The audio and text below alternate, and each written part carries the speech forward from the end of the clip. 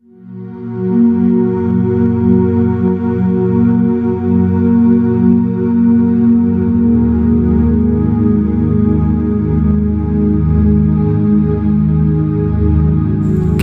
tentang pemakaman Sultan Sepuh atau Sri Sultan Hamengkubuwono II menarik untuk diketahui generasi muda.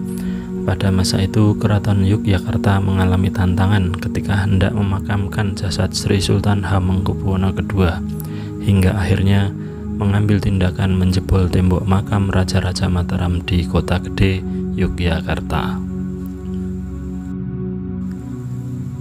Sultan Hamengkubuwono II atau dikenal dengan sebutan Sultan Sepuh wafat pada 3 Januari 1828. Sesuai aturan kerajaan, semestinya jenazahnya dimakamkan di makam Raja-Raja Mataram di Imogiri, Bantul. Sejak masa Raja Mataram III, Sultan Agung Hanyokrokusumo, jenazah para raja dimakamkan di Imogiri, Bantul. Hanya 2 Raja Mataram yang dimakamkan di makam Raja-Raja Mataram di Kota Gede, yaitu Raja Mataram I, Panembahan Senopati, dan anaknya Raja Mataram II, yaitu Panembahan Hanyokrowati. Juru kunci makam Raja-Raja Mataram Kota Gede, Yogyakarta mengatakan, Sultan Sepuh termasuk raja yang anti kolonialisme. Sikap itu membuat proses pemakaman Sultan Hamengkubuwono II menghadapi tantangan. Iring-iringan pasukan yang membawa jenazah Sultan Sepuh ke makam Raja-Raja Mataram di Imogiri, Bantul dicegat pasukan Belanda. Pasukan yang membawa jenazah Sri Sultan Hamengkubuwono II kemudian beralih ke makam Raja-Raja Mataram di Kota Gede, Yogyakarta. Namun ketika sampai, kondisi makam di kompleks itu sudah penuh. Lantaran tak ada tempat lagi, proses pemakaman jenazah Sri Sultan Hamengkubuwono II tetap dilakukan di sana. Hanya saja pasukan yang membawa jenazah tidak melewati pintu utama makam Raja-Raja Mataram di Kota Gede, melainkan dengan menjebol tembok makam di bagian utara. Versi yang lain menceritakan bahwa Sultan Sepuh sendirilah yang berwasiat agar jasadnya dimakamkan bersama dengan leluhurnya di Kota Gede. Kisah tembok sebelah utara makam Raja-Raja Mataram Kota Gede yang dijebol juga ada 2 versi. Cerita yang lain adalah tembok di makam sengaja dibobol karena saat itu pemerintah kolonial Belanda melarang para raja yang wafat dimakamkan di makam Imogiri maupun Kota Gede. 2 makam para raja itu ditutup oleh Belanda. Tak terima dengan pelarangan tersebut, maka pasukan keraton menjebol dinding makam.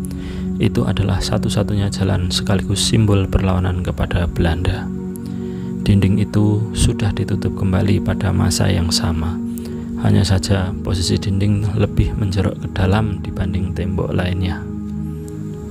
Kemudian mengenai peninggalan Sri Sultan Hamengkubuwono II, yaitu sebagaimana Sri Sultan Hamengkubuwono I, Sri Sultan Hamengkubuwono II juga meninggalkan karya-karya monumental, mulai dari membentuk korps atau satuan keprajuritan yang dilengkapi dengan perlengkapan dan persenjataan yang lebih baik, hingga membangun benteng Baluarti yang dilengkapi meriam untuk melindungi keraton dari serangan luar.